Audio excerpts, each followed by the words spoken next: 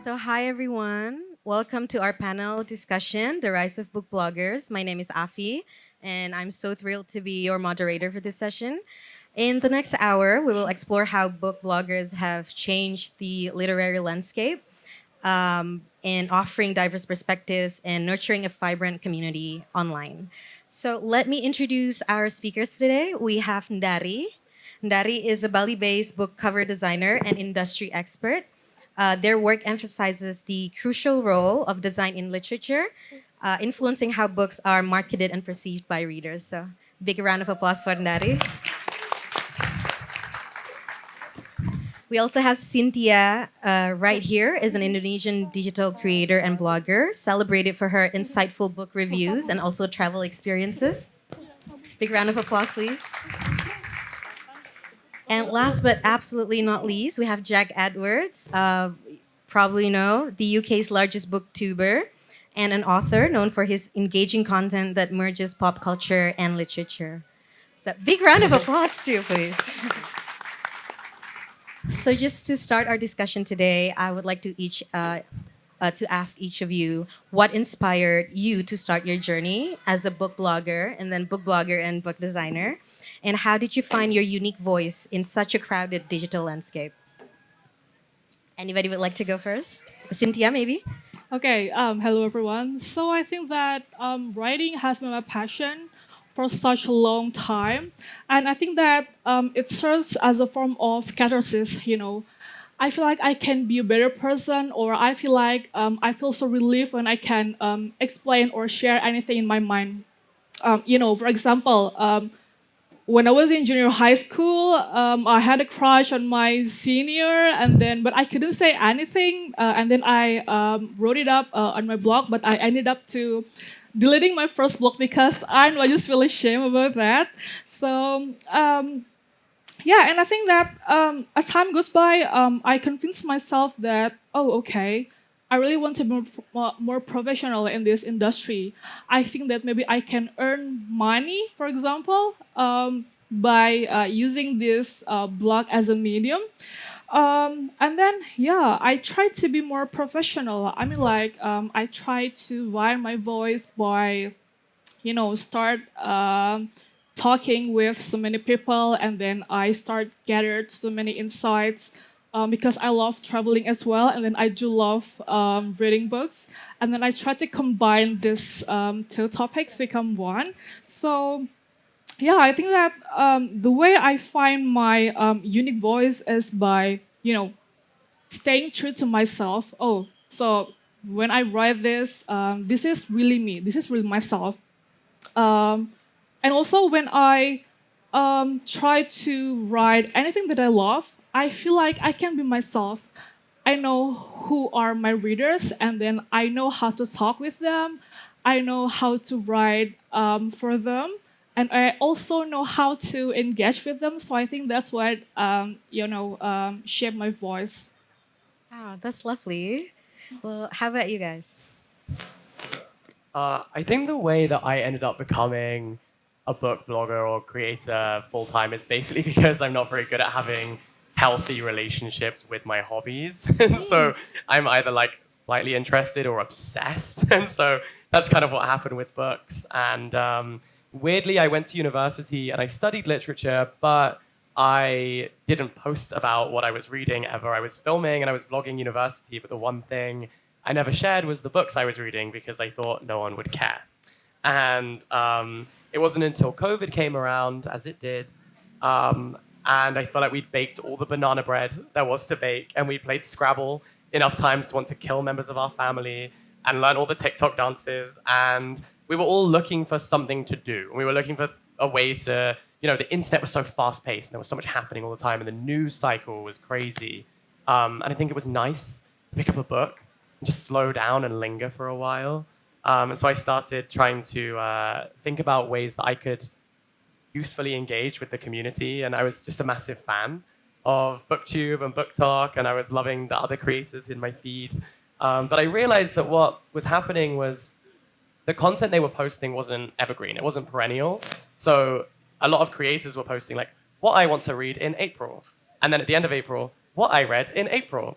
And that's great, and I love those videos. But by August, that video has been replaced by new things. And so what I wanted to do was think more conceptually. So how could I do like a week of reading dark academia books, or a week of reading books from Asian countries, or that kind of thing, or reading books that Harry Styles has recommended or BTS have recommended. So I tried to just basically merge my obsession with pop culture and my obsession with books, marry them together, and somehow I'm here. So that I guess it worked. So far, this has been a happy marriage. So far, yeah, it's no divorce on the cards yet.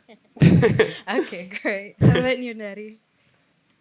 Okay, so I started blogging about books 15 years ago when I was in high school. And at that time, there was no TikTok, and not a lot of people vlog about books on YouTube. So the only popular platform for talking about books was on Goodreads.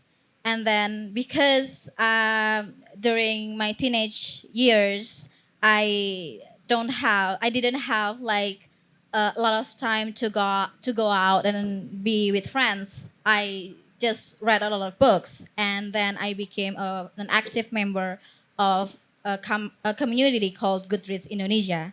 And from Goodreads Indonesia was born Blogger Buku Indonesia, and it's no longer active now, but it really inspired me to start blogging on Blogspot, which is no one uses that anymore. And I started doing that because I find that my taste in reading is quite weird, and I tried really hard to find similar books or similar people who share the same taste in books as I was. And I find that the only way I could find that is by writing blogs about books that I read, weird books that I read, and it snowballed from there. And now my work right now is in the publishing industry, where I design book covers under the name Sukutangan. Maybe you can look it up now. Give it a And- follow, please. And I find that it's really interesting my experience as a book blogger for quite some years, because and it relates into how I work now as a book cover designer, who I really pride myself in being able to design the right book covers by reading the book first. And I find that my experience blogging about books and really analyzing the books and really break down every single part of the books in a way that would be engaging to readers of my blog, and how it relates into the process where I design book covers for books that now people read.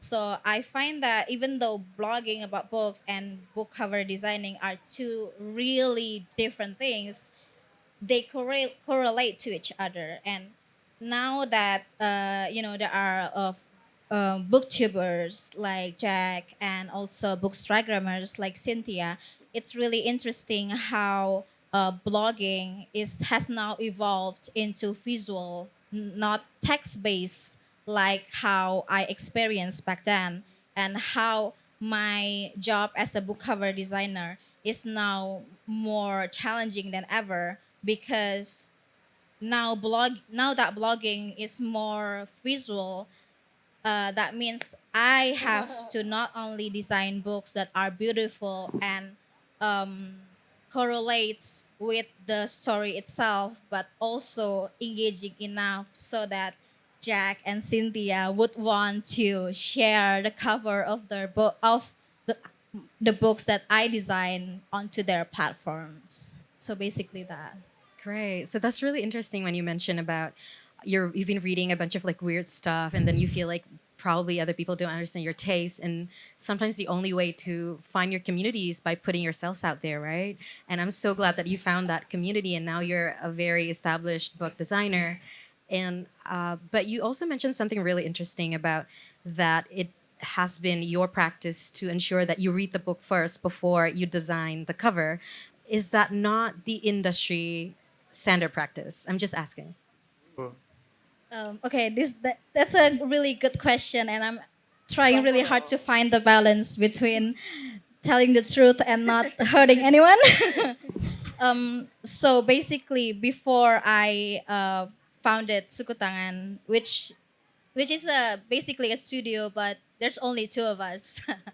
um, I so Sukutangan was born based from my frustration because I kept reading books, and then when I finished reading the book and I see the cover, I was really pissed because this cover does not does not represent the book at all, and I can tell that the illustrator did not read the book, and maybe it was just me being a hater, but but then I start to like try to find who the illustrators was, who the designer was, and a lot of the time they name themselves as graphic designer and illustrator, and I started asking some questions to them, just reaching out on Instagram DM and just really curious,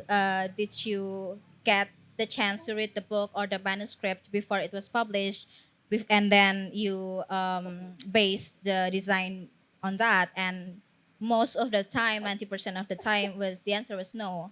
So they um, made the cover based on the brief that was sent by the editor, and I find that really disheartening for me as a reader, because uh, there's a sense that I really wish that um, one, I would really wish more people involved in this book project is really put their like mind and soul into this book. But also, I find that that means not a lot of people want to allocate their time to spend more energy into birthing this book. So based on that frustration, then I started thinking maybe I really want to be the kind of illustrator and designer that really spends a lot of time with the book itself and really break down everything of the book, because I love books so much and I really want everyone to experience a book as an art, not as not as something just to be read, but also something that can be looked at, can be displayed, can be you can be proud of what you're reading, and I think that's the reason why. Right. It's interesting that you said that you know need to be proud of the book that you're reading, because like a lot of the time whenever I'm carrying like Elena Ferrante's book, it's like oh, the cover is not very well. There's a whole discussion on that, but I'll get back to you a bit later on your practices. But Jack, Can I so say one thing? yes, absolutely. Like anecdotally, I published a book in 2020, which was a university survival guide. Seemed like such a good idea in 2019. And then I handed in the final manuscript in February 2020. And we were like, what could possibly change before the May release of this book? Everything changed. So then we had to push it back to August. But the point is, it's this university survival guide. And in the book, I have this whole chapter on like, what happens if you don't get in to your dream university? And I applied to Oxford. I did not get in after I had an interview. And that was like part of the manuscript. And so then we sent it to the designers, and they come back, and it's like Jack Edwards, the universe, and the cover is Oxford. I was like, are you kidding? This is terrible. And it was like blue, like the color of Scrubs, like as if I was doing like a medicine degree. no. I studied literature. I was like, this is just so bizarre. And I thought, did you read this or did you just hear the title? So yeah, anecdotally, I can see how that happens. Oh. regularly. Right. It's so sad that apparently that's more common than we think. I think But- so. Sorry, I completely derailed what your actual No, question that's was. okay. gonna I be. was gonna But you ask. proved my point. You proved my point. I was like, Exactly. wait, I know this one. Great. So I personally believe that like list recommendations are exclusionary in nature. Like in order for us to create recommendations to curate, it's just to basically select a few things and then leave out others for other times or like, and then so my question is, how do you curate books you choose to review? Like do you is there any criteria that you use to determine like which book you're going to promote? Like is there certain boxes you have to tick or is it something that is more like conceptual, esoteric, like something that moves you? Like, what's the process look like usually? If someone says this book made me cry, then I'm like, oh, I'm on my way to the bookstore, and I'm gonna buy that, and I will be reading it, and I will be reviewing it. That's like the easiest way to my heart. I think that visceral reactions to books, whenever anyone says this book is laugh out loud funny, this made me cry, this one felt like a punch to the gut, Whenever people describe books in that way, that's what makes me think I have to read that. In terms of choosing what to speak about online, I try to just go with what genuinely fascinates me. I think if you're ever speaking about something that doesn't, it's gonna, it doesn't feel sincere or authentic to you. So I think and that's the beauty is that we all. Is that me doing that? Sorry, I was like, am I moving too much? Okay. Still. I'll try and sit as still as possible so that noise doesn't happen. I have no idea what I was saying. Something that speaks to your soul, something that's more genuine. Otherwise, you wouldn't be able to promote it. Oh yeah, I think that the beauty is that each of us has a completely different taste and a completely different approach to literature, and we are all interested in different things, and that's the spice of life. That's why we have a community. So you should always talk about the things that interest you, and passion speaks volumes. So that's what's so magical about the community, and that's why there isn't one person sitting here. There's three, and there's a whole community of amazing book talkers, booktubers, book bloggers, bookstagrammers around the world who are all sharing interesting things. So I think that we should be following as many people as we can and trying to consume as much of it as we can. I think. Great. Okay, so less of a like strict metrics and more something that's like genuinely speaks to you. Yeah. And then if you like it and it makes you feel something, oopsie. And then you would obviously love to promote that online. Yeah. Okay, great. So, wait, so Cynthia, so you travel a lot, right? I'm just curious, in what ways do your travel experiences enrich your literary discussions? And also, can you share like an instance where like a particular journey inspired like a particular book review or book recommendation? Okay, when I travel to any places, especially in Asia, I really love, in my, Instagram account, I call it as a Bookstagram, because I do create a lot of content about books, and I also love visiting so many great bookshops in Indonesia. Oh, not only bookshops, I think that there are so many bookish spots, we can call it that, like libraries and then bookshops.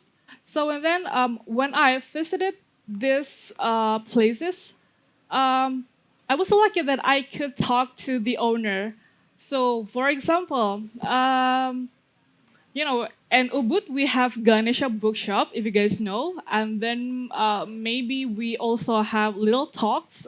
So that's basically a book cafe in Bisma Street, and then in Jakarta we also have a lot of interesting bookish spots.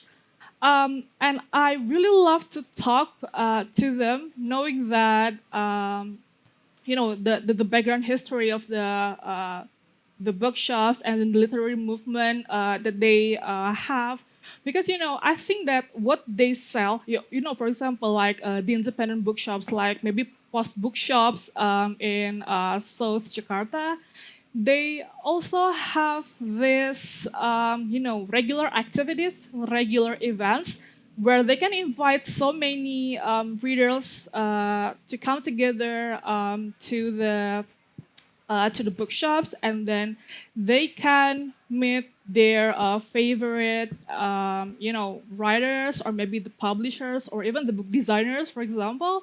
And then we can talk around. We can discuss so many things about the books, about the process behind. And I think that they don't sell books, but they sell experience. You know. So, for example, the owner of Pulse Bookshops is I think you know them, Yeah, yeah, Macy and Teddy Macy are and good Teddy, friends. yeah. Yes.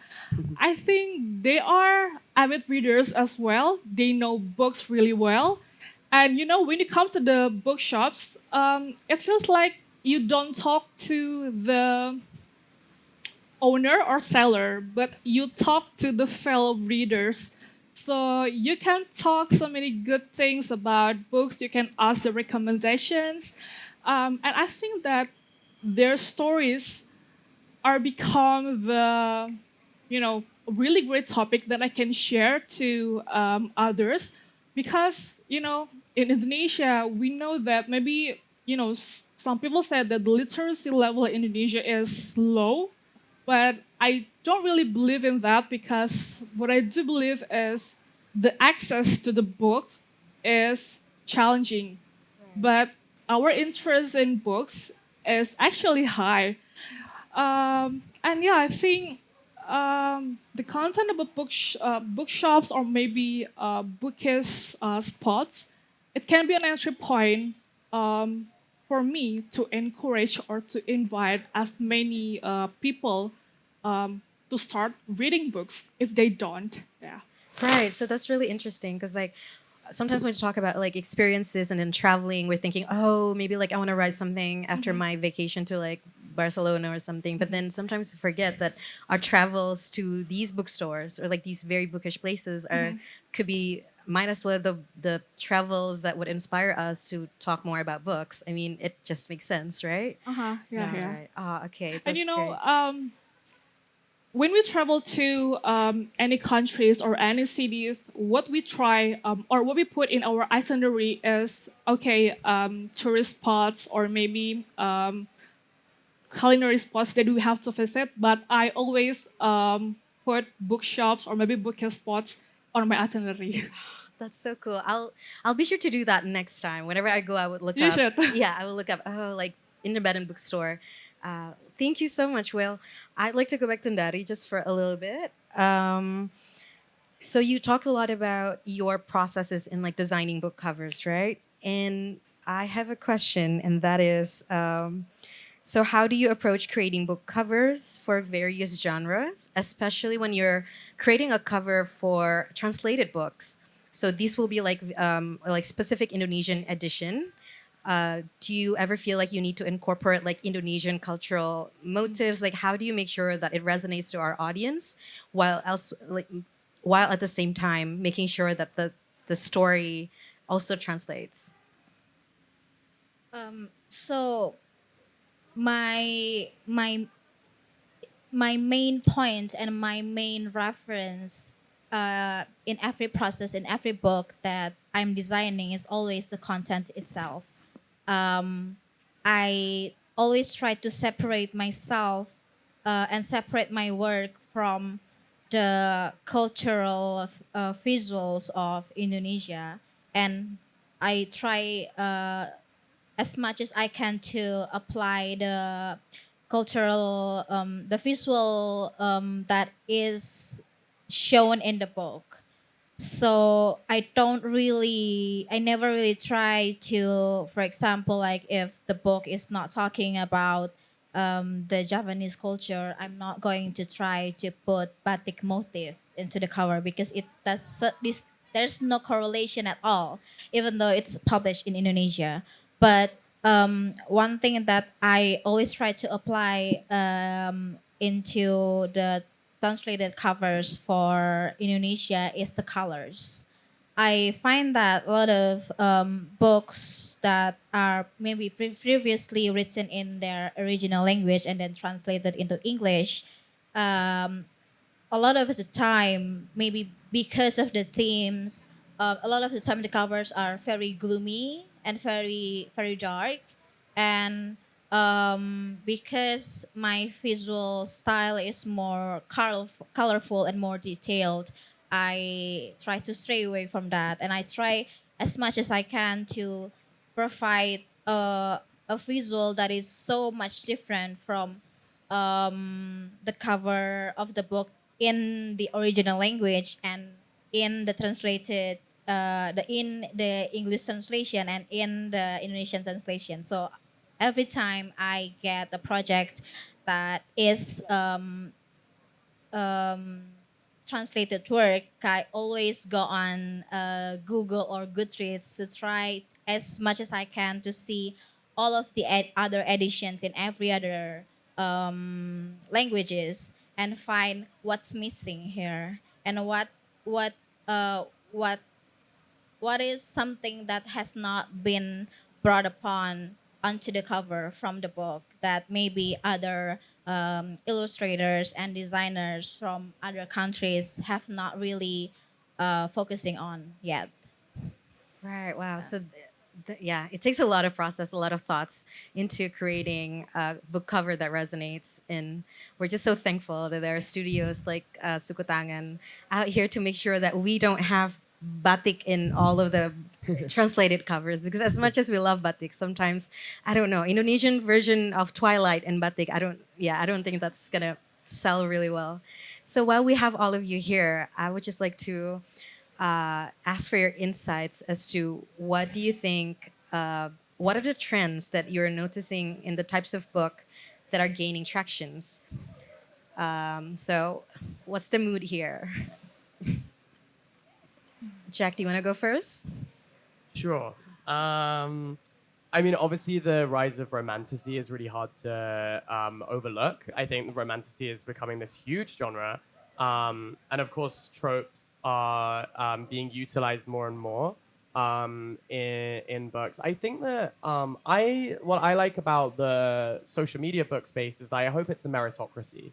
And I hope that it means that it's not always about which book has the Sally Rooney marketing budget, which one book gets, every year, if that. And it's more about, which books just really resonate with people. And so that's what I always try to think about. So I don't know if I'm necessarily the best person to talk about the tropes and trends, because for me, it's always just about like what is, hitting me in the feels and is making me feel something and is making me want to shout about this from the rooftops. So I'll be talking about books that came out last week alongside books that came out 2 centuries ago, but what's cool is I guess the trend that we are seeing is books coming back from the archives and rediscovering gems. So I like that books don't have to have this shelf life now of like what's currently on the bestsellers chart, what's currently number one on the New York Times or whatever it is in each country. It's nice that we can celebrate books like Song of Achilles is a really good example of a book that I think came out in 2008 and then came back into the kind of public attention in the last few years. So I think that don't just look at books that just came out, this year. Keep looking into the archives, keep looking into classics as well from different countries, different cultures, translated books. I'm so excited to see so many people championing translated books and putting the names of translators on covers, and especially being here, it's really reminding me of how important that is. That coming here, I had read one Indonesian book, and that's criminal. That's insane. And I'm leaving with homework of so many Indonesian books to read, and that's so exciting to me. So I hope that the trend is discovery and challenging ourselves to look outside of what has the biggest budget and what's on the billboards, what's being advertised on the side of a bus. Right. No, that makes a lot of sense. So rather than, no, yeah, I get what you mean. I'm sorry. I don't know any other way to say it, but yeah, completely agree. Cynthia, how about like trends in travel books, stories? Are people more into essays, memoirs? Like, what's the vibe here? I think books about bookshops. I think it's really happening Oh, right that's now. true. Yeah. Yes, like I think I've seen like a couple, like three Yeah. coming out this year. When I scroll my Instagram and then it's a book about bookshops, and then we have another book about bookshops. I don't know. Is it the same with? Are you from London? Yeah. Yeah. But in Indonesia, books about bookshops is really happening.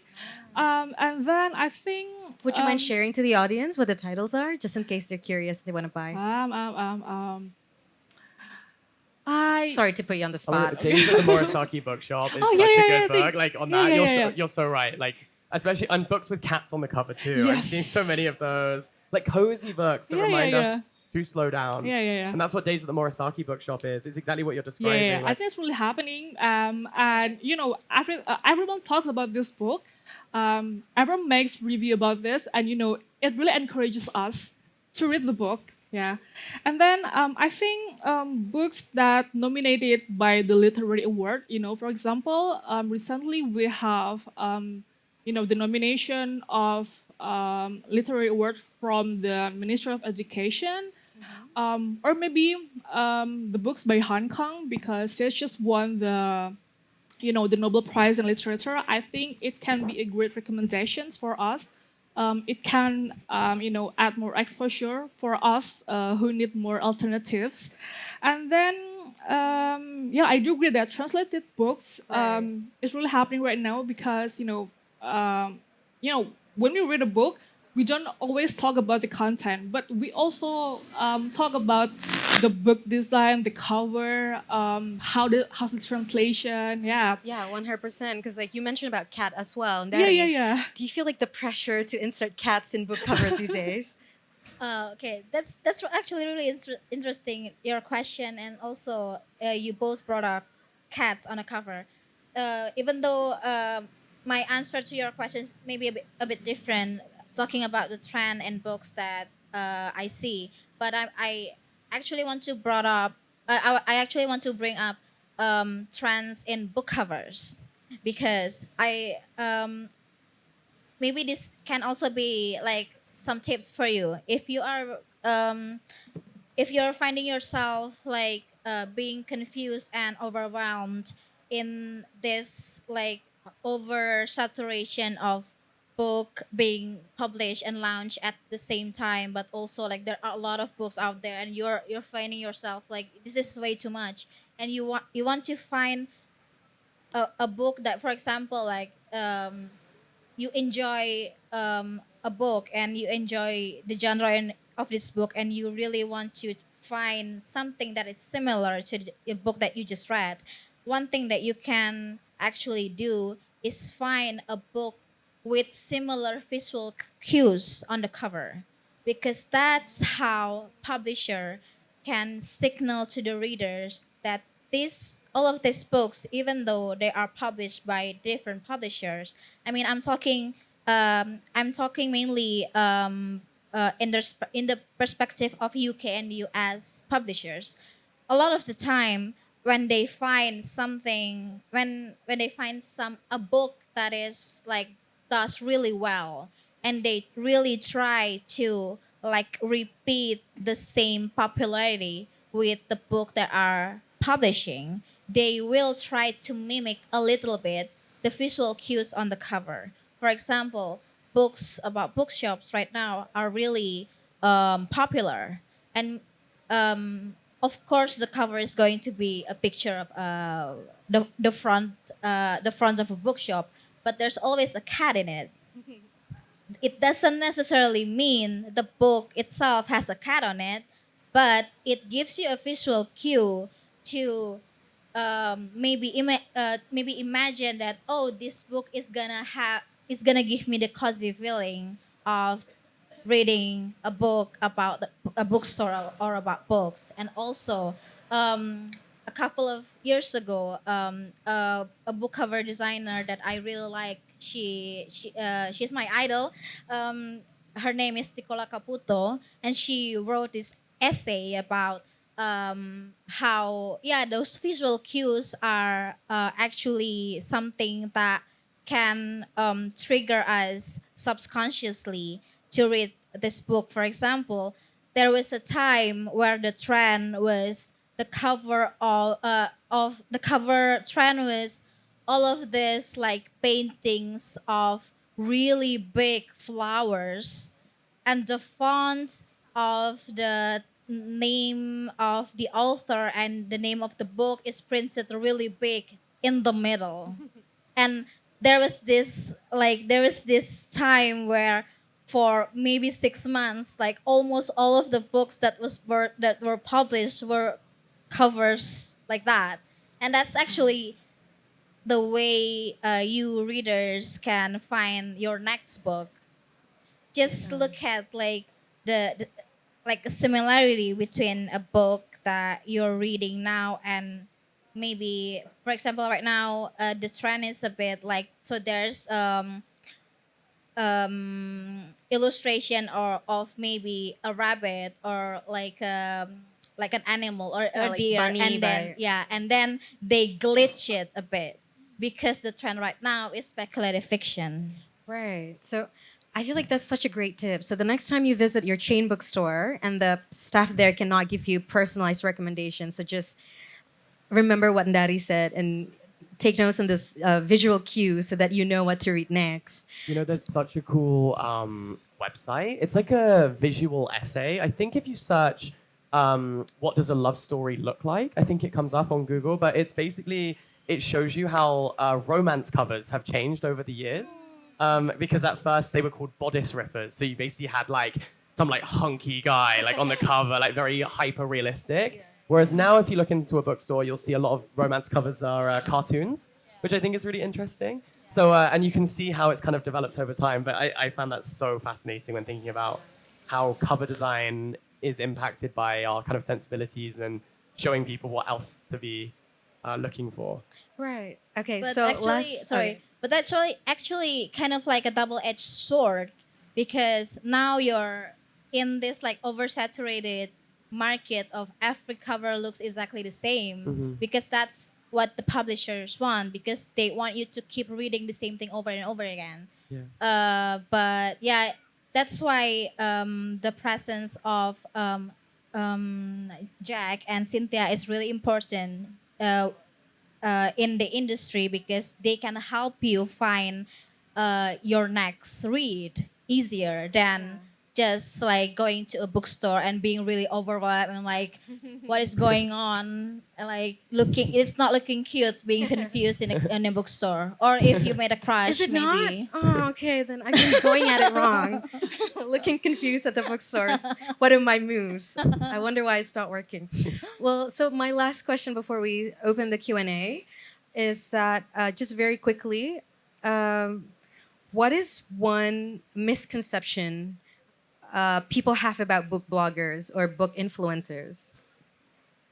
I guess the first question I always get asked is like, do you actually read the books? And I'm like, yes, because I feel like one time I reviewed a book and I still had like 10 pages left, and I felt like I was going to have a panic attack, like trying to review something I hadn't fully finished, you know, in case, and I was like, what happens if the main character dies, you know, in those final 10 pages, or there's like a crazy natural disaster that wipes everyone out right at the end and I don't reference it. So I guess, yeah, I feel like it would be kind of silly if I didn't read them. So I guess that's the one It's like, thing. did you just read the Spark Notes? Yeah, I wish. No, I'm there reading them, blood, sweat, and tears. Right. How about you, Cynthia? I think there's a misconception about, we as a book bloggers or book content creators, we are perceived as dishonest. Like, they say to us, oh, ini di endorse ya, or are they paying you to review this book?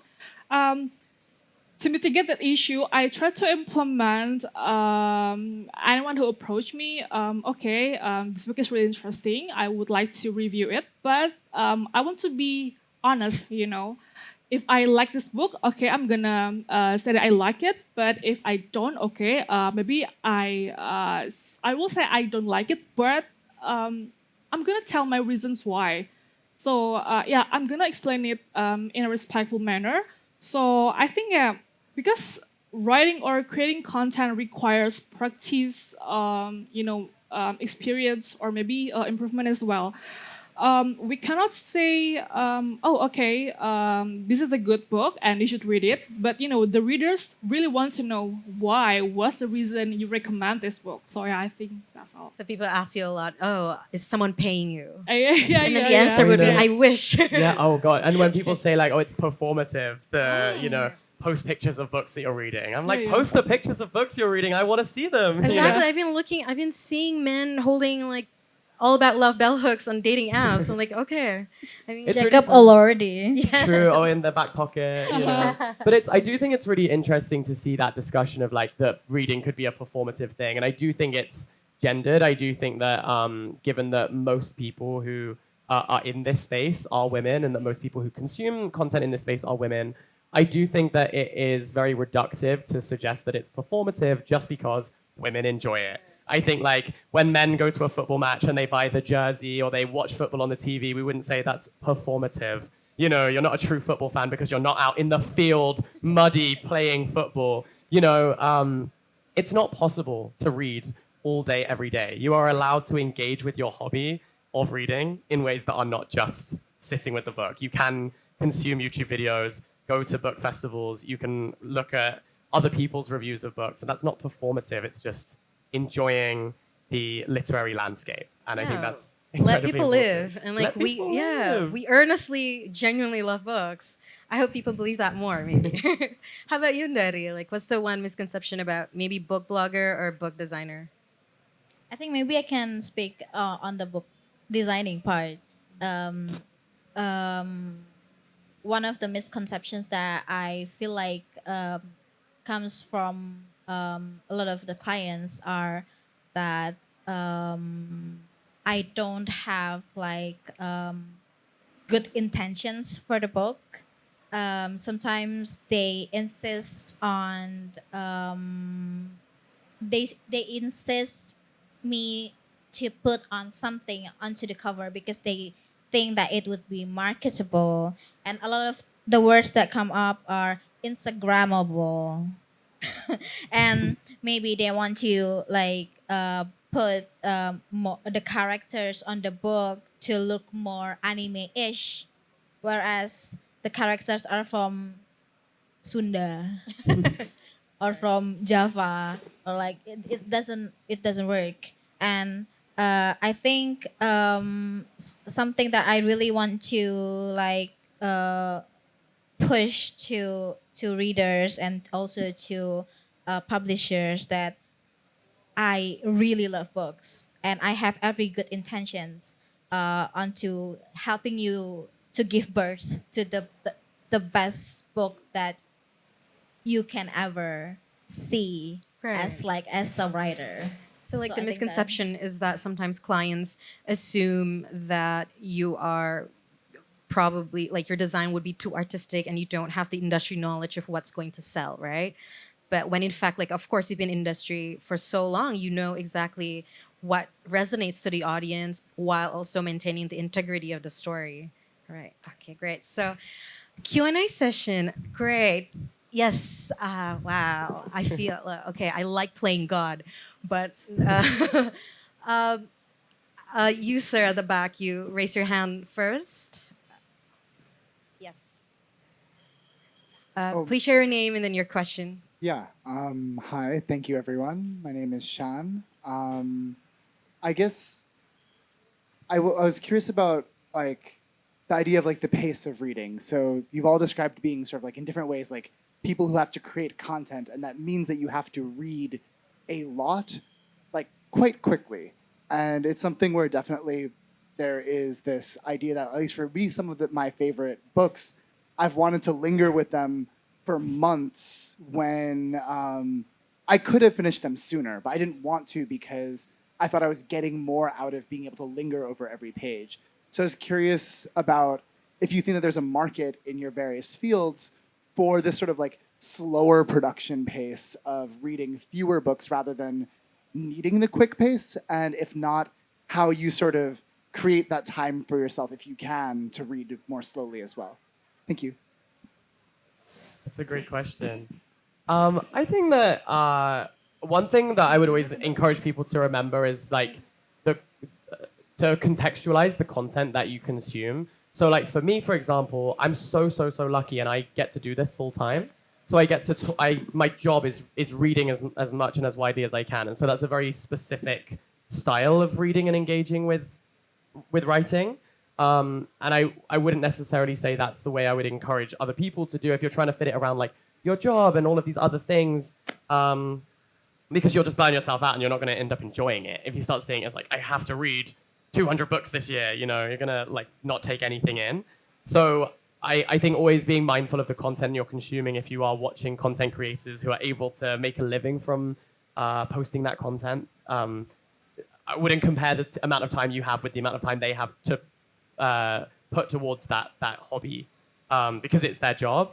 I agree with you. I have Intermezzo by Sally Rooney. It's been sitting on my bedside table for like 4 months because I was sent an early copy, and I think it's absolutely insane that I still haven't read it, because I really want to linger on that one. I'm like, I need to, you know, it's only every now and then that we get a new Sally Rooney book. So I'm like, I have to take this one in, and really appreciate every line that we get from her. I am a Sally Rooney super fan. Yeah, I think I take it at the pace that works for you. And I think also that other thing that maybe book social media doesn't encourage enough is the art of the reread, and how much more fruitful rereading a book can be once you're no longer worried about plot and trying to understand what's going on. You already know all of that, so you can really just think about the language and why each thing is there and how it was crafted. So I think we need to talk more about rereading, and I think your question is reminding me to reread more books and slow down and appreciate that more. Right. Other questions?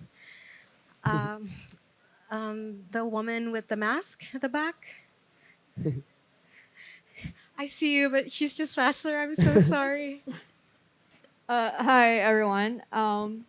First, I would like to appreciate Ka Ndari. I love you. I love the Indonesian cover of Babel, which I think is so beautiful. Thank you. My question. Big round of applause.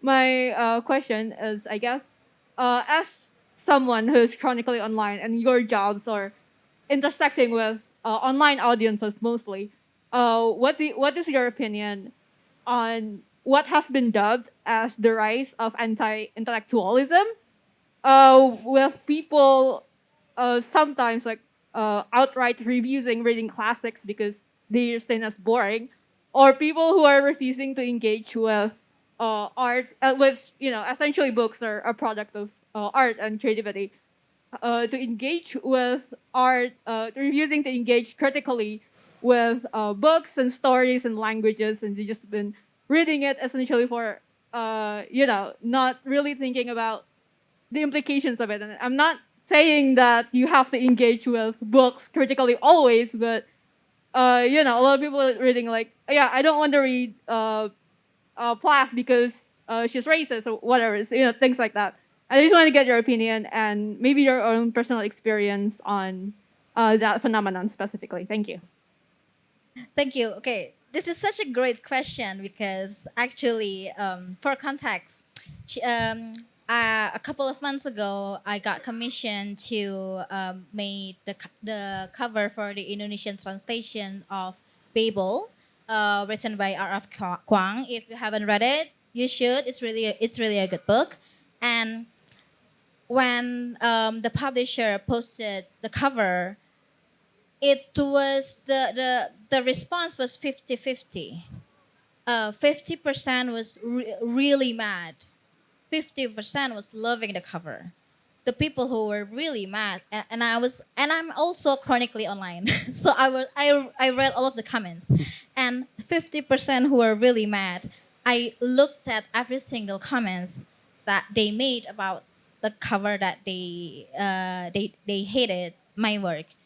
And so maybe you can Google it. So the cover that I made is, so I put a tower of books on top of each other to emulate the Tower of Babel. I did not make the Tower of Babel. I made a stack of books to emulate the visual of the Tower of Babel, and I made some sketches of the four characters in the book, and it was in red.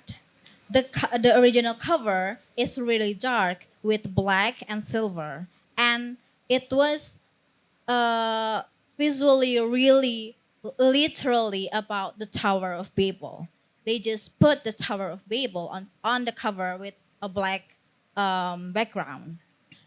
And so if you look up Babel by R.F. Kuang, a lot of the times the genre that was the book was put into is dark academia. And this is something that has this word has been going on for quite a few years right now. But visually, it doesn't really translate into anything. And to me, as a reader of Babel, I don't really want to convey dark academia on the cover just because a lot of people put Babel onto the genre of dark academia on their TikTok. Books to read with genre of dark academia. I don't want that because that doesn't reflect the book. And the people who are mad about my work, I found that the comments that they made about the cover were all made by people who hadn't even read the book. They were saying things like, why was the color red? It looks like a piece of meat. Why was the Tower of Babel was symbolized as a tower of books? It looks like Monas. Why was the sketches looks like batik from afar? And I started looking onto that commenters, and a lot of people actually defended me who read the book, and they explained on threads, long threads, explaining why this cover is actually the right cover for the book. And I find that, oh, I don't have to explain anything.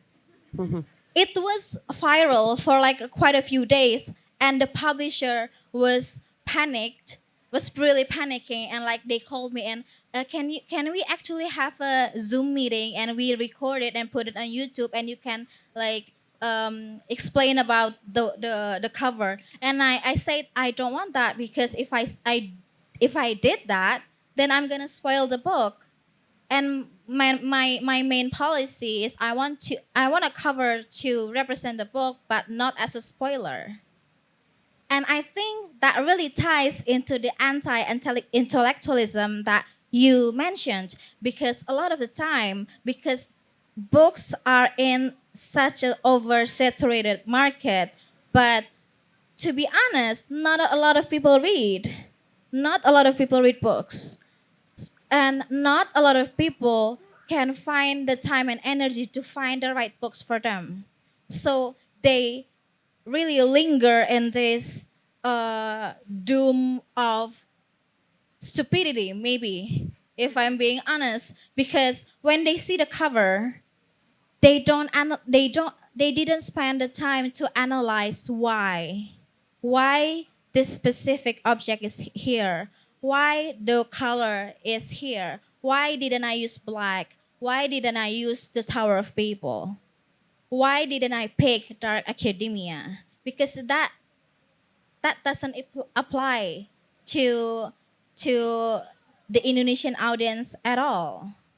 So I think the only way to fight anti-intellectualism is we, as someone, as people, as a collective who actually read books, we just keep reading books and we just keep sharing the books that we read and we just keep talking about how much we love the books. And if they do not want to engage with what we are sharing, then they will be stuck in that doom of stupidity alone until they die. And it's fine. It's fine. It will be boring, but it's fine. At least we have such rich inner lives, and at least we have such rich Communities. like imagination that sometimes you don't really need to fight them They will Yeah. keep talking with their like empty words, because at that point when people were really talking really bad about my work, I really wanted to come out of my shell of my fake account and like, so I made this because of this. But then if I did that, who cares? No one will hear. No one will hear. And yeah, so I just leave them alone. And then yeah, people who actually get the idea, people who actually read the books, defended the cover.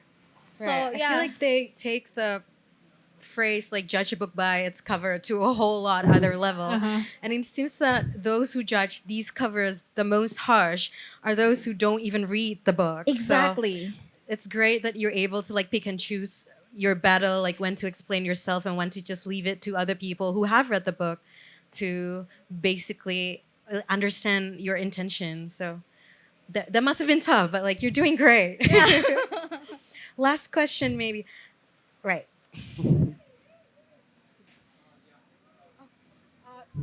The all right, maybe last two. I think we have time for last two.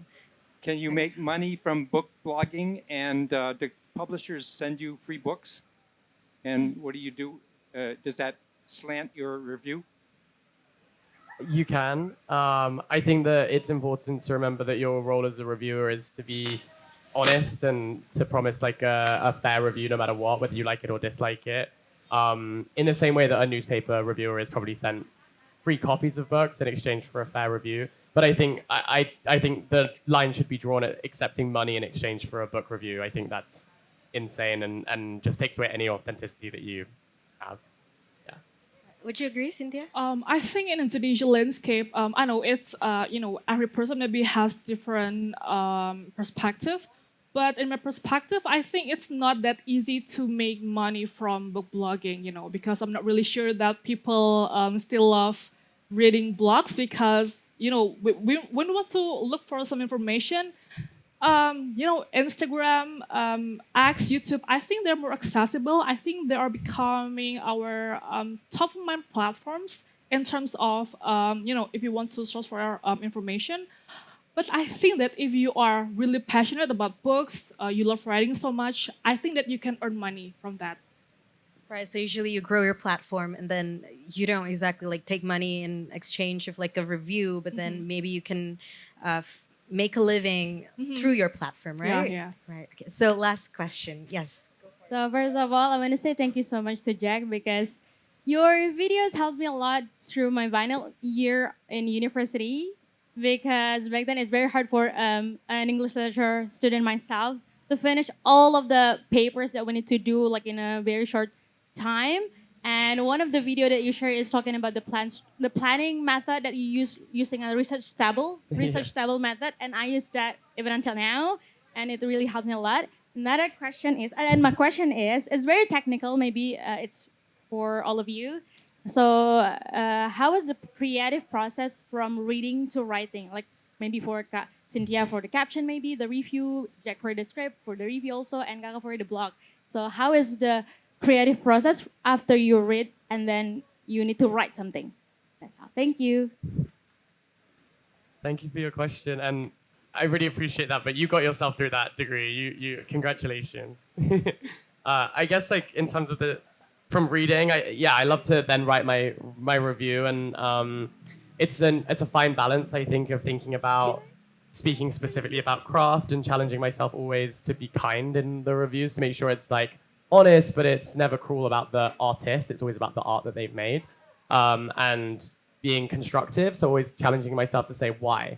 So I didn't like this book. Why? I didn't find it entertaining. I didn't find myself wanting to pick it up. Why? Okay, so maybe the pacing was slow. Why? Well, because there were too many perspectives. Maybe there should have only been 2 rather than the 4 that were in there. So I'm always challenging myself to think, why did I not like that thing, or why did I like that thing? And I suppose that's the most important thing for me. And also, I always think, maybe I didn't like this book, but who would? So maybe if you're this type of person, maybe this actually would be a really great book for you to read, but it didn't land for me. And that's the beauty of it. So I hope that helps. And my experience, I think I'm, I'm trying to read more diverse books. For example, I love poetry books, but I also want to read, another genre. For example, I love essay books about women, or maybe about feminism, or maybe books about bookshelves, for example. And then I try to do, in Indonesia we call it as ATM, amati tiru modifikasi, or observe, imitate, and then you can modify it.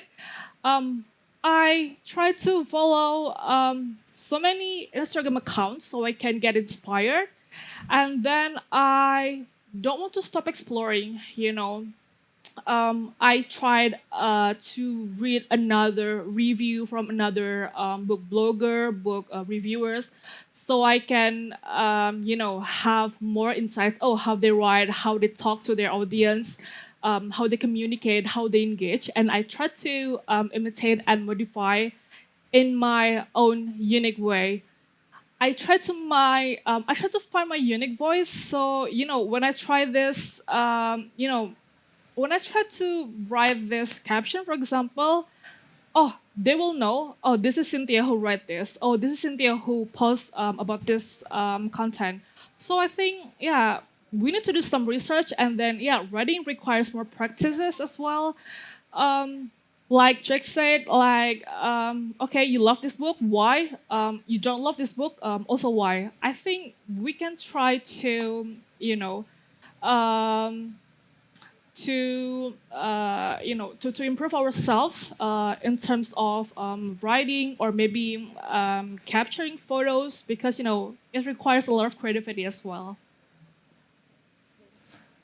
So for my process from reading the book into designing the book, it's actually it's quite complicated in a sense that I read the book, but while I'm reading the book, I picked up some parts of the books that I feel visually would look really good as a cover. So, and then after that, I read the book again, but only on those parts, and break it down into only few options, because I don't think I'm gonna be able to illustrate everything unless that it's a book that requires illustrations inside.